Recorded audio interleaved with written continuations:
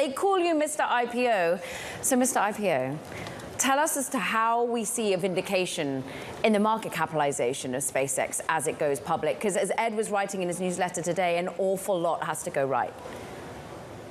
I'm in complete agreement. An awful lot has to go right. But this is a great company.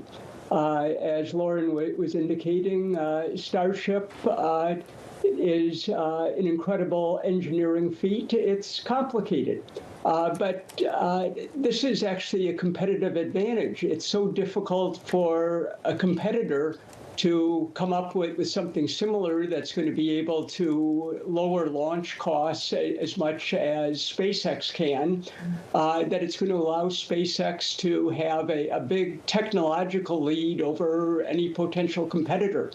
And this will allow it to put Starlink satellites into low Earth orbit and offer Starlink internet access at much lower cost than competitors can.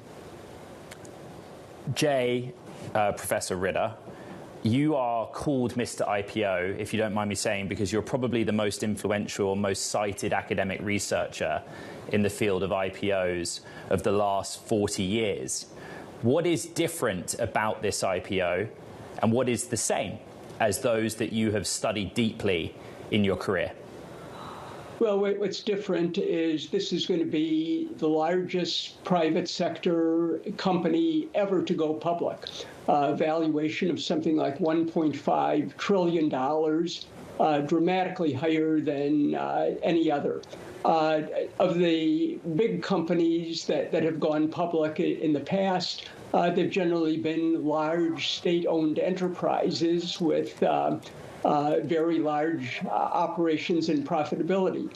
This is a company where the market and venture capitalists have been valuing it based upon enormous potential future profitability. But as was mentioned previously, a lot of stuff has to go right to justify this valuation.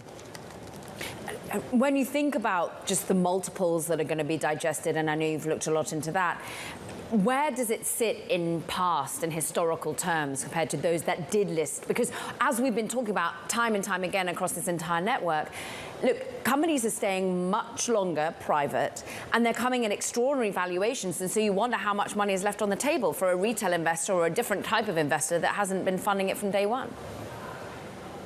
Right. This is a company where last year it had $18.7 billion in sales, bigger than just about any tech startup or private company that hadn't already been public has in terms of revenue at the time of going public. But it's also got the really huge valuation, and to justify a $1.5 trillion valuation, right, very big future profits have to be there. There have only been about 18 companies that have gone public in the U.S. with inflation-adjusted revenue of at least $100 million per year and a price-to-sales ratio of more than 40. At a $1.5 trillion valuation, SpaceX is going to be going public at a price-to-sales ratio of about 80. So there haven't been all that many companies that have done this before. But of those that have, on average, the stock has been a disappointment to investors. Lots of things have to go right. Lots of things have to go right. Jay, repeated throughout the S1 is a warning that they will be constrained by compute now in the future, and Starship has to work.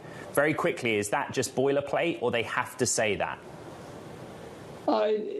It's technologically true that the profitability of sending people to Mars is very questionable, but the ability to get things going in the foreseeable future with Starlink can be an enormous source of profits.